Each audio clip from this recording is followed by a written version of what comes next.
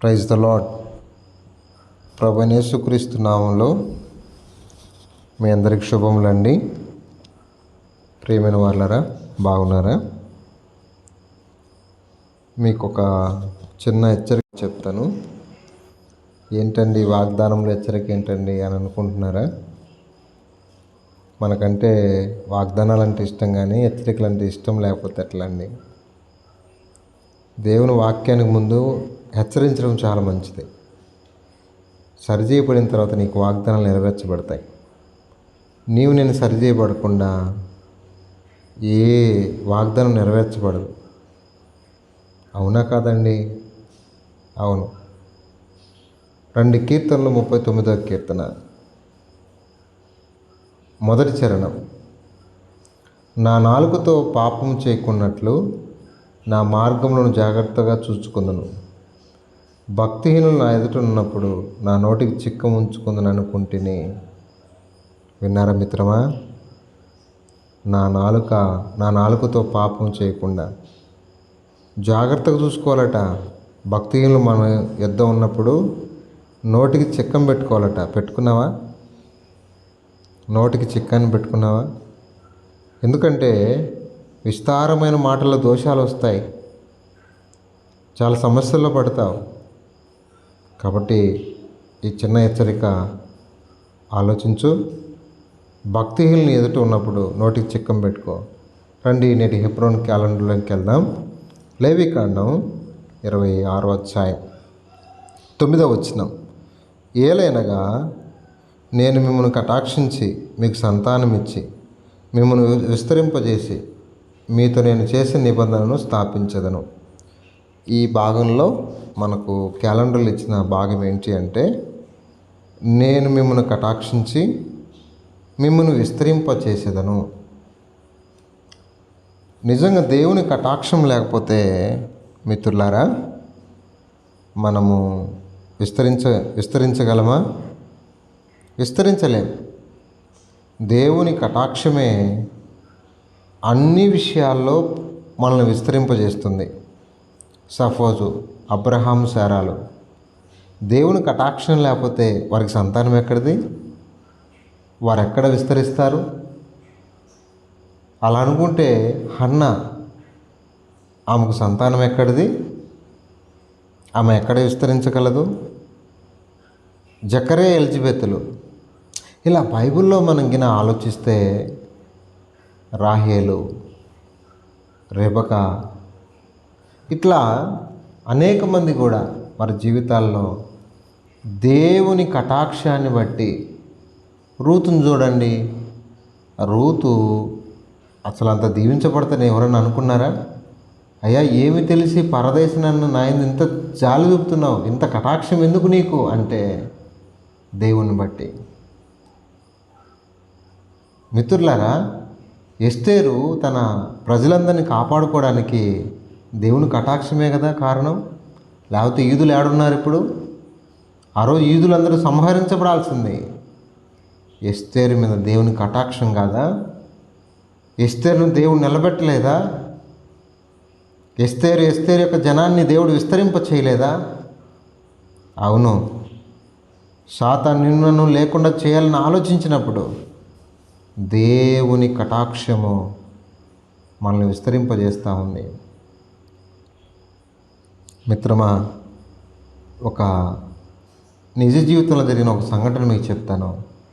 ఒక సహోదరి నాకు ఫోన్ చేసి బాగా ఏడ్చింది. అన్నయ్య, మరి నా కూతురికి పిల్లలు లేరు. 7 సంవత్సరాలైంది.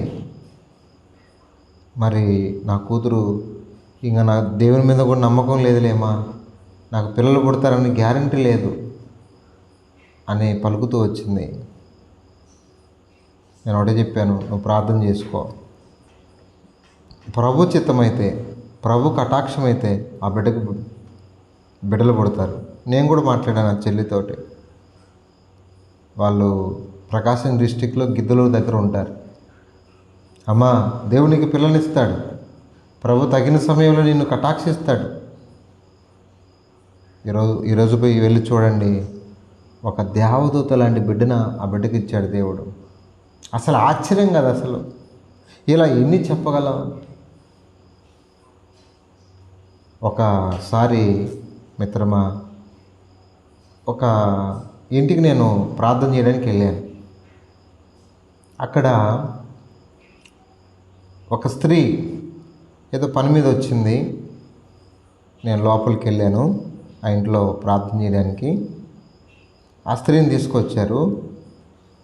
అన్నయ్యకు దురాత్మ ఉంది, ప్రార్థన చేయమని తీసుకొచ్చారు. ప్రార్థన చేశాను.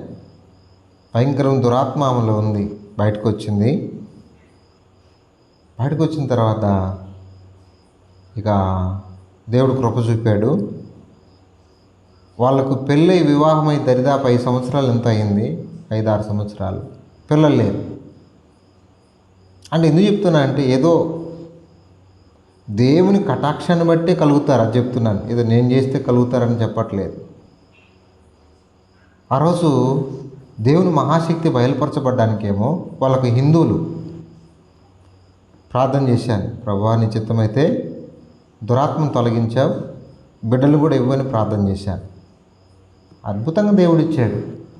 ఈరోజు ఒక మగబిడ్డ, మీకు డౌట్ ఉంటే రండి, నెల్లూరు జిల్లాలో. అంటే ఎందుకు చెప్తున్నానంటే ఇలాంటి దేవుని కార్యాలు దేవుని కటాక్షం ద్వారా జరుగుతాయి. ఈరోజు నీ జీవితంలో కూడా ఇవే కాదు, దేవుడు నిన్ను కటాక్షించి నిన్ను విస్తరింప చేయగలడు ఏ విషయంలోనైనా. నేను ఒక ఇంటికి వెళ్ళాను. వాళ్ళు ఎంతో పేదవాళ్ళు. ఆ తల్లి ఏడుస్తుంది, నా భర్త చనిపోయాడు, నా పిల్లలు అన్నా చాలా ఇబ్బందుల్లో ఉన్నామన్నా. ఈరోజు ఆ 2 పిల్లల్ని నేను చెప్పానమ్మా, నీ బిడ్డలను దేవుడు దీవిస్తాడు, నమ్మకంగా దేవునిలో ఉండు, దేవుడు ఏదో ఒక దినం నిన్ను కటాక్షిస్తాడని చెప్పాను. 2 కుమారులు ఒకేసారి టీచర్లు అయిపోయారు. ఎన్ని చెప్పగలను ఇలా నేను?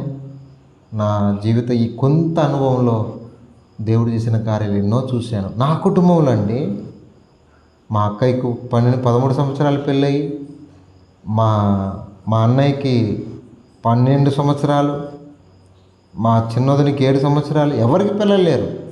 ఇది గొడ్డుబోతు కుటుంబం అన్నారు. దేవుడు ఎంత గొప్ప కార్యం చేసేవాడు తెలుసా. ఏదో సంతాన విషయంలో చెప్పట్లేదు నేను. నీకు ఏదున్నా, ఏ విషయంలో నువ్వు విస్తరించలేకపోతున్నా, ఆ విషయంలో ప్రభు కటాక్షం నీ మీదకి వచ్చినప్పుడు ప్రభు నీకు చేస్తాడు. ప్రభు కటాక్షాన్ని పొందు. నువ్వు ముందు ఆయన కటాక్షం కిందికి రా, ఆయన రెక్కల కిందికి రా. అప్పుడు ప్రభు నిన్ను తప్పగా దీవిస్తాడు. మిత్రులారా, అలా నా జీవితంలో కూడా చూశాను, నా కుటుంబ జీవితంలో కూడా చూశాను. ఇలా ఎన్ని చెప్పగలను. ప్రభు నీ మీద కటాక్షం చూపి నేను విస్తరింప చేయగలడు. కాదు అన్ని విషయాల్లో, ఉద్యోగ విషయంలో, ఈ భౌతికమైన విషయాల గురించే మాట్లాడద్దు, సేవ విషయంలో కూడా ప్రభుని ఎందుకు కటాక్షం చూపి నిన్ను విస్తరింప చేయగలడు. నీ కీర్తి దేశం అనేక ప్రాంతాలకు తీసుకుని వెళ్ళగలడు. ఎప్పుడు? ఆయన కటాక్షాన్ని నువ్వు పొందినప్పుడు, నువ్వు విధేయుడమైనప్పుడు, యథార్థంగా నువ్వు జీవిస్తున్నప్పుడు. యోబు మీద దేవుడు తన కటాక్షాన్ని చూపలేదా? వదిలేశాడా? 2 ఆశీర్వాదం మరలా ఇవ్వలేదా? మిత్రమా, మర్చిపోవద్దు, దేవుడు విడువడు, ఎన్నడు ఎడబాయడు. ఆయన విడిచిపెట్టేవాడు కాదు నిన్ను. కాబట్టి సమయంలో ఆయన కటాక్షాన్ని పొందుతావా? ఆయనను విస్తరింప చేస్తాడు అని ప్రార్థన చేస్తాం. పరిశుద్ధుడైన తండ్రి, కృపగలిగిన దేవుని స్తుతిస్తున్నాం. ఇంతవరకు కూడా నువ్వు చూపిన కృపకై స్తోత్రాలు, నువ్వు చూపిన కటాక్షం కొరకు స్తోత్రాలు. అయ్యకు నా జీవితంలో ఎన్నో మేలు చేసావు ప్రభువా. నీ కటాక్షం నుండి ఈ దినం ఇలా ఉండగలుగుతున్నాను ప్రభువా. ఏ పాటి వాడిని నాయన, అయ్యోగ్గుని తండ్రి, నేను ఉన్నానంటే నీ దయ్యే ప్రభువా. అందుబడి స్తుతిస్తున్నాను.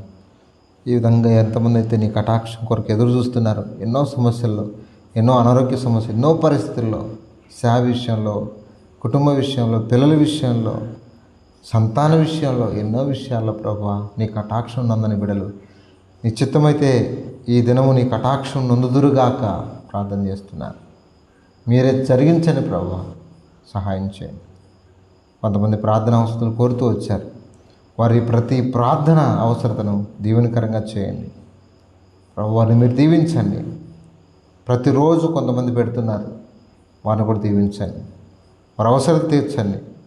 ప్రతి ఒక్కరి కొరకు నీ సన్నిధిలో వేడుకొనొచ్చు. వారందరినీ దీవించి మీరే మహిమ పొందమని చేసిన సహాయాన్ని బట్టి నేను స్తుతిస్తూ మహిమ ఘనత ప్రభావాన్ని తెలియజేస్తూ యేసు పరిశుద్ధ నామంలో ప్రార్థించి అడిగి వేడుకొనుచున్నాము తండ్రి.